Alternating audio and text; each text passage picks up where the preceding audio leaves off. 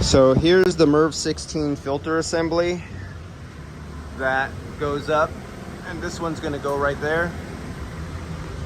Now, no matter what your filter is, it doesn't matter what it is, there is a rating, and unfortunately all manufacturers don't specify their ratings at what pressure that they can flow a certain amount of air.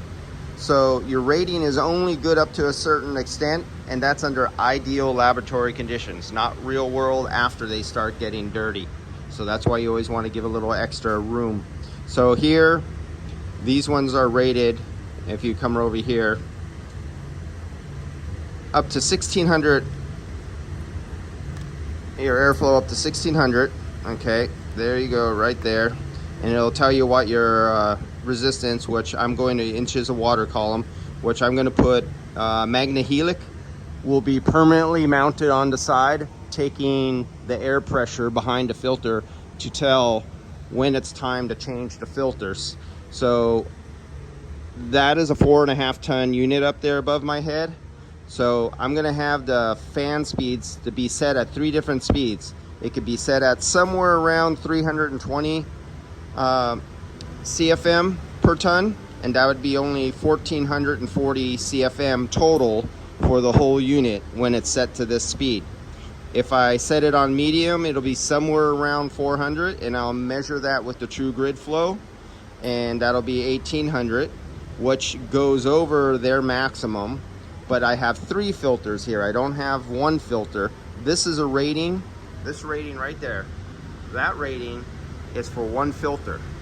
I have 3 filters right here. So I have 3 filters, and that'll be good up to 2250 there. That'll be my maximum rate. So if I bring it all the way up to 500 CFM per ton, I will not be exceeding 2250, which with 3 filters is still under its rated flow rate that they have right here on the sides.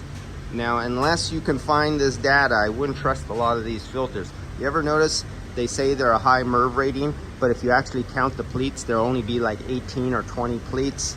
That's bullshit.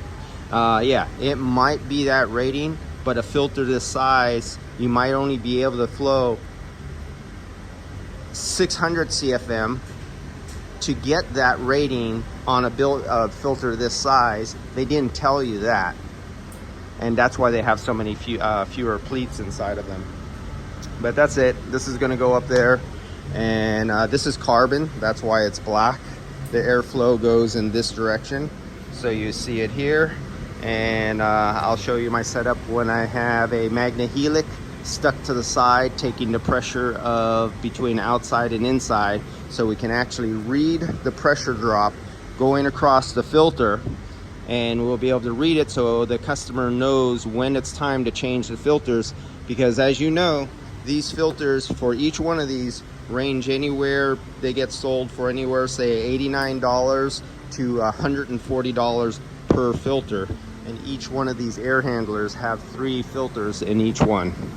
And then you want to tape all the way around the edge, and when the door goes on, tape all the way around the door. Right now I have clear packing tape on there, but on the sheet metal door I'll use painter's tape because it'll have to come off. This stuff is a bitch to come off when it gets old. Alright, see you guys.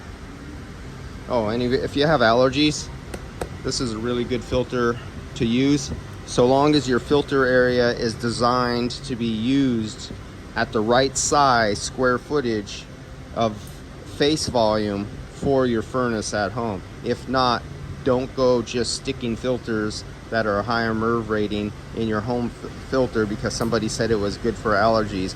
It actually has to be designed and be the right size for the airflow and the static pressure of your unit. If not, you will cause problems.